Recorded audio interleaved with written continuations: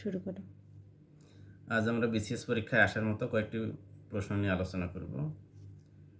এই কয়েকটি গুরুত্বপূর্ণ প্রশ্ন নিয়ে আমাদের আজকের এই আয়োজন। প্রথম প্রশ্নটি আমরা সাজিয়েছি 60 লিটার কেরোসিন ও পেট্রোলের মিশ্রণ অনুপাত 7:3। ওই মিশ্রণে আর কত লিটার পেট্রোল মিশালে অনুপাত 3:7 হবে? অনুপাতের অঙ্ক, তাহলে আমরা প্রথম অনুপাতের যোগফল আনলাম, 7 + 3 = 10। 60 লিটার মিশ্রণে কেরোসিনের পরিমাণ, তাহলে মোট পরিমাণ ছিল আমাদের 60, মিশ্রণের পরিমাণ, তাহলে সেখান থেকে আমাদের কেরোসিন ছিল 7 আর টোটাল অনুপাত হচ্ছে 10, এই জন্য 60 গুণন 7/10 কাটাকাটি করলে আসে আমাদের কত, 42 লিটার। আবার 60 লিটার মিশ্রণে পেট্রোলের পরিমাণ 60, পেট্রোল অনুপাত ছিল 3, এই জন্য 60 গুণন 3/10 হচ্ছে 18 লিটার। যেহেতু দ্বিতীয় ইয়েতে বলছে যে ওই মিশ্রণে আর কত লিটার পেট্রোল মিশালে অনুপাত 3:7 হবে, তাহলে কেরোসিন অনুপাত বা কেরোসিনের পরিমাণ যা ছিল তাই আছে, শুধু আমাদের বাড়াতে হবে পেট্রোল। তাহলে আমরা মনে করি ওই মিশ্রণে ক লিটার পেট্রোল মেশানো হয়েছে, ক লিটার পেট্রোল মেশালে তাহলে অনুপাত আসবে কত, 3:7। তাহলে আগে আমাদের ছিল কেরোসিনের পরিমাণ ছিল 42, সে 42 আর হচ্ছে পেট্রোলের পরিমাণ ছিল 18, তাহলে 18-র সাথে যদি আমরা ক মিশাই তাহলে আসবে 18 + ক। এই জন্য হলো আমাদের 42 অনুপাত 18 + ক সমান নতুন অনুপাত হচ্ছে 3:7। তাহলে এগুলো যদি আমরা করি, কমপ্লিট করি, সমীকরণগুলো কমপ্লিট করলে আমাদের টোটাল আসে কয়ের পরিমাণ কত লিটার, 80 লিটার। এটা আমরা শর্টকাটে করতে পারি। শর্টকাটে এরকম হচ্ছে, যদি এখানে আমরা এক অনুপাত বের করতে পারি, যেমন হচ্ছে 60 লিটার আছে, এখানে অনুপাত আছে 7:3, তাহলে 7 আর 3 যোগ করলে কত হয়, 10। 60কে 10 দ্বারা ভাগ করলে আমরা পাই হচ্ছে 6, তাহলে এক অনুপাত হচ্ছে 6। তাহলে এখানে আমরা বুঝতে পারছি 6 × 7 = 42 আর হচ্ছে কত, 3 × 6 = 18। তাহলে কেরোসিনের পরিমাণ হবে 42 লিটার আর পেট্রোলের পরিমাণ হচ্ছে কত, 18 লিটার। এই জন্য শর্টকাটে আমরা লিখলাম 42:18। আর এখানে নতুন অনুপাত কত আসবে, 3:7। নতুন অনুপাত 3:7, যেহেতু আমাদের কেরোসিনের পরিমাণ চেঞ্জ হয়নি, তাহলে এই 3 অনুপাতকে আমাদের যেতে হবে কই পর্যন্ত, 42 পর্যন্ত। তো 3কে আমাদের 42 বানাতে গেলে 3 গুণন 14, তাহলে 3 × 14 = 42, তাহলে এখানে 7কে 14 দ্বারা গুণ করলে আমরা পাবো হচ্ছে 98। তাহলে 98 হচ্ছে নতুন অনুপাতে আমাদের আসবে হচ্ছে কেরোসিন 42, পেট্রোল হচ্ছে 98। তো পেট্রোল আগে থেকে ছিল কত, 18, তাহলে 18 যদি আমরা বাদ দিই তাহলে নতুন করে আসবে কত, 80। তাহলে আমরা কত লিটার পেট্রোল মিশিয়েছি, 80 লিটার পেট্রোল মিশিয়েছি।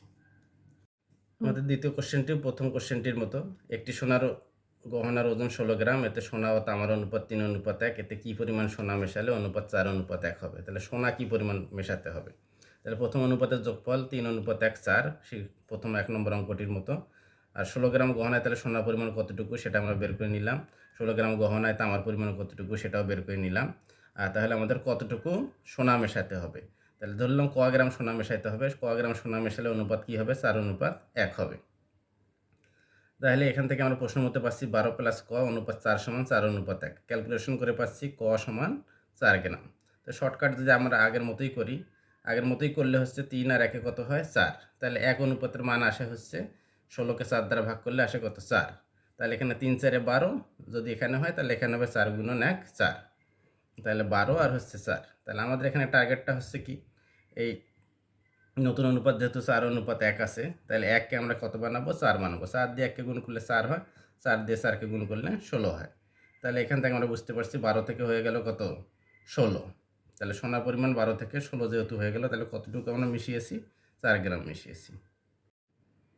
এবার আসলাম একটা হচ্ছে ভেন চিত্রের অঙ্ক থেকে। এটা আমরা কোনো সূত্র প্রয়োগ না করে এমনি আমরা ভাষাগত দিক থেকে এটা আমরা ক্যালকুলেশন করব।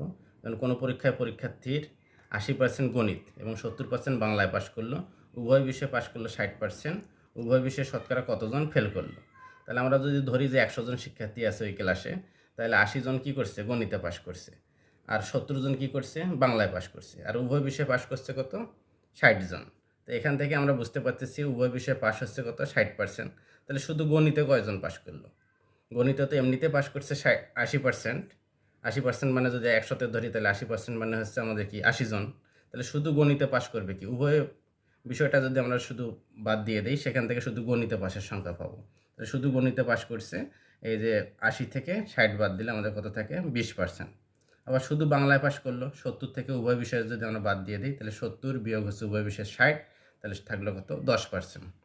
তাহলে শুধু গণিত, শুধু বাংলার উভয়, তাহলে এই যে তিন তিন তিন তিন ক্যাটাগরির স্টুডেন্ট বা তিন ক্যাটাগরিতে যারা পাশ করেছে, যারা হচ্ছে আমাদের কি শুধু বাংলায় পাশ করেছে, যারা শুধু গণিতে পাশ করছে, আর যারা উভয় বিষয়ে পাশ করছে, এই তিন ক্যাটাগরি স্টুডেন্টের যোগ করলে আমরা কত পাচ্ছি? 90% আমাদের কী করছে? পাশ করছে। তাহলে ফেল করলো কত পার্সেন্ট? 100 বিয়োগ 90 সমান হচ্ছে 10%। এই অঙ্কটি আমাদের যে আগে আমরা 3 নম্বর যে অঙ্কটি করলাম তার একটু বিপরীত টাইপের অঙ্ক। ওখানে হচ্ছে আমাদের কি করেছিল? ওখানে পাশ করেছিল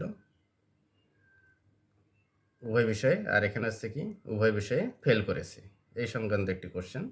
তো কোনো স্কুলে 70% শিক্ষার্থী ইংরেজি এবং 80% শিক্ষার্থী বাংলায় পাশ করেছে, কিন্তু 10% শিক্ষার্থী উভয় বিষয়ে ফেল করেছে। আর আগের কোশ্চেনে ছিল উভয় বিষয়ে পাশ করেছে। যদি উভয় বিষয়ে 300 জন শিক্ষার্থী পাশ করে থাকে, তবে ওই স্কুলে কতজন শিক্ষার্থী পরীক্ষা দিয়েছে? তা আমি এটা শর্টকাটে করতে চেয়েছিলাম শুরুতে, যে শুধু ইংরেজিতে ফেল করেছে এটা বের করতে চেয়েছিলাম। পরে ভাবলাম যে একটু ডিটেলসে করি। তা আমি যদি বলি যে ইংরেজিতে ফেল করেছে, আমাদের যদি ইংরেজিতে পাশ করছে 70%, 100 জনের 70 জন, তাহলে ইংরেজিতে ফেল করেছে 100 জনে 30 জন। ঠিক একইভাবে বাংলায় ফেল করেছে 100 জনে 20 জন। আর উভয় বিষয় তো বলাই আছে ফেল করছে কতজন? 10%। এখন ঠিক আগের মতো পূর্ববর্তী অঙ্কটার মধ্যে যদি আমরা বলি যে শুধু ইংরেজিতে ফেল করছে, তাহলে ইংরেজিতে ফেল করার সংখ্যা থেকে উভয় বিষয়ের ফেল করার সংখ্যাটা আমরা মাইনাস করে দেবো। তাহলে 30% মাইনাস হলে 10% থাকলো। আমরা তো কত? শুধু ইংরেজিতে ফেল করছে 20%, একইভাবে শুধু বাংলায় ফেল করেছে 20 বিয়োগ 10 সমান হচ্ছে 10%। এখন বাংলা, ইংরেজি এবং উভয় বিষয় এই তিনটা মিলেই বা তিন ক্যাটাগরি মিলেই মোট ফেল করেছে 40%। তাহলে উভয় বিষয়ে পাশ করেছে 100 বিয়োগ 40 সমান হচ্ছে 60%। তাহলে প্রশ্ন অনুযায়ী আমরা দেখতে পারি যে 60% যদি স্টুডেন্ট হয়, সেই স্টুডেন্টের সংখ্যা কত ছিল? 300 জন। তাহলে প্রশ্ন মতো 60% সমান 300 জন, 1% সমান এত, আর 100% সমান 500 জন। কাটাকাটি করলে আমরা 500 জন পাই। এবার আমরা আসি কিছু ডিটেলস কোশ্চেন, যেগুলো আমাদের অবজেক্টিভ কোশ্চেন দেওয়া হয় বিসিএস, এগুলো প্রশ্ন এসেছিল। পরীক্ষায় করতে গেলে অনেকটা সময়ও লাগে। এগুলো আমরা যারা পারি তারা তো পারি, আবার পরীক্ষার খাতায় করতে গেলে সময় বেশি লাগে।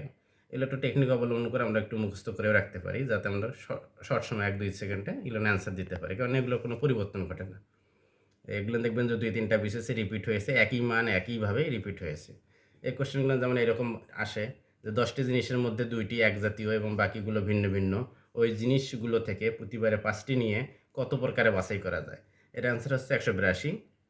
ডিটেলস আমরা যারা জানি, না হলে আমরা আপাতত আগামীকালে পরীক্ষার জন্য একটু মুখস্থ করে রাখবো।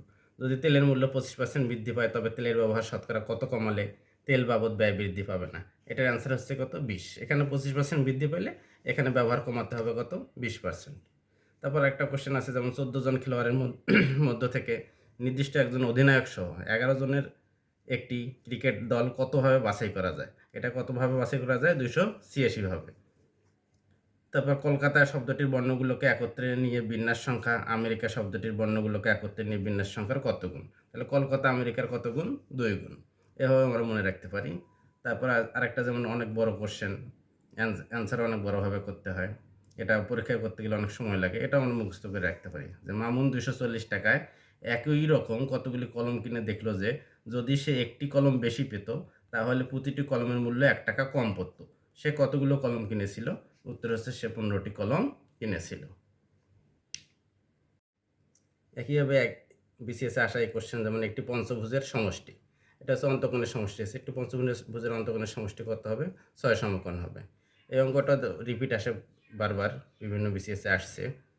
যেমন x² - 8x - 8y প্লাস 16 বা 16 প্লাস y² এর সাথে কত যোগ করলে একটি পূর্ণবর্গ সংখ্যা হবে? 2xy যোগ করলে এটি একটি পূর্ণবর্গ সংখ্যা হবে। তারপর এটা যেমন পরীক্ষার হলে গিয়ে অনেকে গুলাই ফেলে, 4 টাকায় 5টি করে কিনে 5 টাকায় 4টি করে বিক্রয় করলে শতকরা কত লাভ হবে? এটা আমরা সরাসরি মুখস্থ রাখতে পারি, 56.25%। ডিটেলস আমরা জানি, তারপরেও যদি মাথায় রাখি তাহলে অল্প সময়ে অ্যান্সার করা যায় এবং অন্যান্য প্রশ্নের দিকে আমরা আগাতে পারি। তারপর আরেকটা কোশ্চেন আছে, শিক্ষা সফরে যাওয়ার জন্য 2400 টাকায় বাস ভাড়া করা হলো এবং প্রত্যেক ছাত্রছাত্রী সমান ভাড়া বহন করবে, ঠিক হলো। অতিরিক্ত 10 জন ছাত্রছাত্রী যাওয়ায় প্রতিজনের ভাড়া 8 টাকা কমে গেল। বাসে কতজন ছাত্রছাত্রী গিয়েছিল? মানে যে কতজন যাওয়ার কথা ছিল তার চেয়ে আবার কি হয়েছে, পিকনিকের দিন 10 জন বেশি চলে এসেছে, তাহলে ভাড়া কিছুটা কম পড়েছে। তো এখন বলছে যে কতজন ছাত্রছাত্রী গিয়েছিল, তাহলে 60 জন ছাত্রছাত্রী গিয়েছিল। আবার এখানে বলছে যদি পি একটি মৌলিক সংখ্যা হয় তবে রুট পি একটি অমূলত সংখ্যা। আমরা এটা জানি যে মৌলিক সংখ্যা হচ্ছে 2, 3, 5। তো 2, 3, 5 এগুলোও যদি হয় তাহলে 2, 3 রুট 2, রুট 3, রুট 5 একটি কি অমূলত সংখ্যা।